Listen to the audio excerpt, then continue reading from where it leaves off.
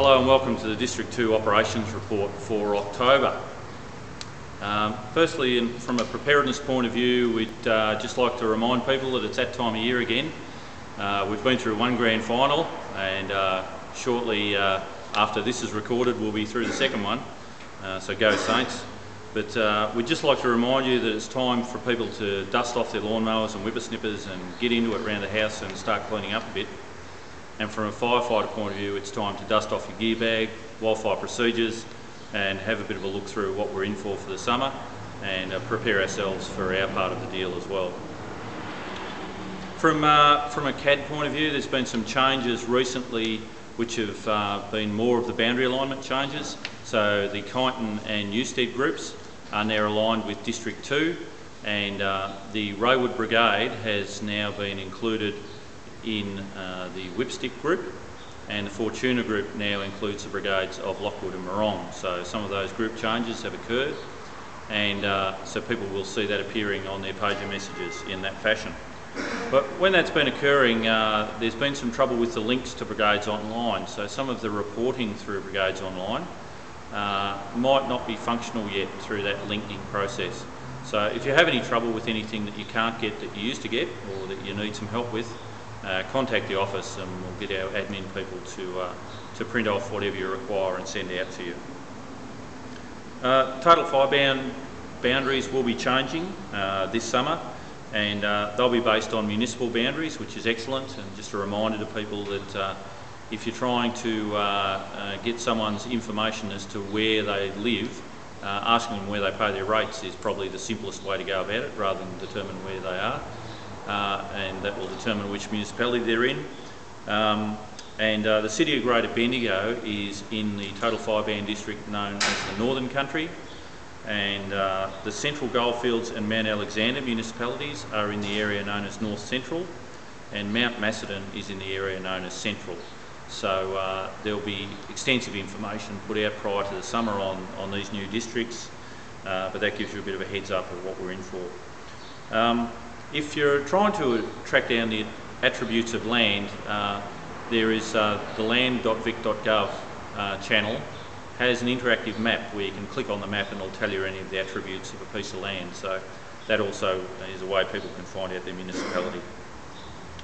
The concept heavy tanker has been touring District 2, and people may have seen that on CFA Connect. That's been at various places throughout the district. And it will also be at the Elmore Field Days at the CFA site. So if you wish to have a look at it and you haven't had a chance to get round to any of the tour sites and you're going to the field days, go and have a look there, and Steve Smith's coordinating that tour.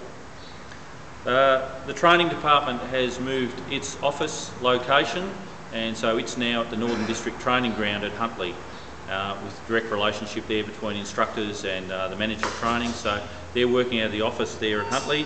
If you haven't been there, now's a good excuse to have a look and get out there and catch up with your training people and have a look at your training ground at the same time.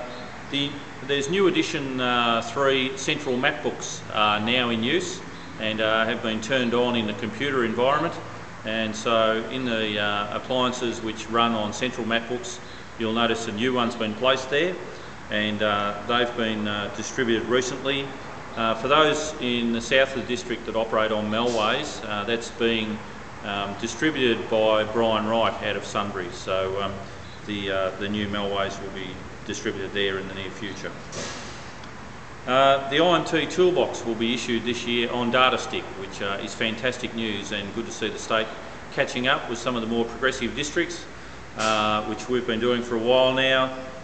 We'd hope that when we get these, we distribute them to the people that need them, and the other alternative you have is the current data stick that we've issued to IMT people. You could update the latest forms on Brigades Online if you wish to do that and keep your own.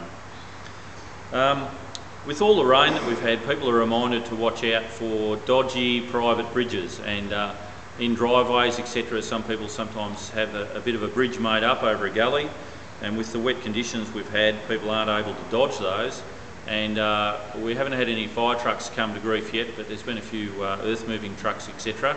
that have found the weak spots in some of those bridges, And the other thing we've found is some subsidence of earthworks where pipelines or etc. have been put underground and haven't had any rain on them for many years, and they've been subsiding pretty substantially. So we just ask the drivers of appliances to keep their eyes open for those two things.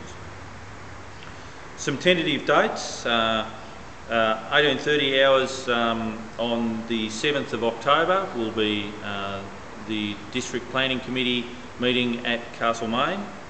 On the 13th of November will be the first of our 2 bus tours, so they'll be on the 13th and the 14th, so the Saturday and the Sunday in November.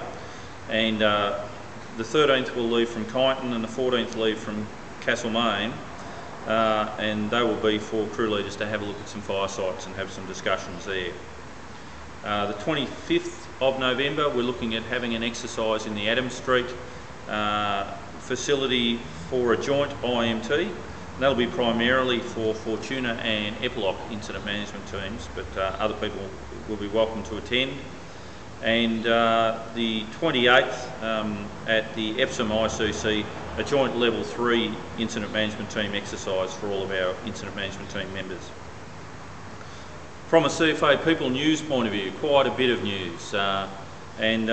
Operations Officer Rowan Luke commences with District 2 this month, and he'll be working out of the Gisborne Service Centre, so please go out of your way to make Rowan welcome. We're also very pleased to announce that the Regional Commander for Loddon Valley Region will be Mike Wassing, and he's been successful in attaining that position, so that's excellent for us.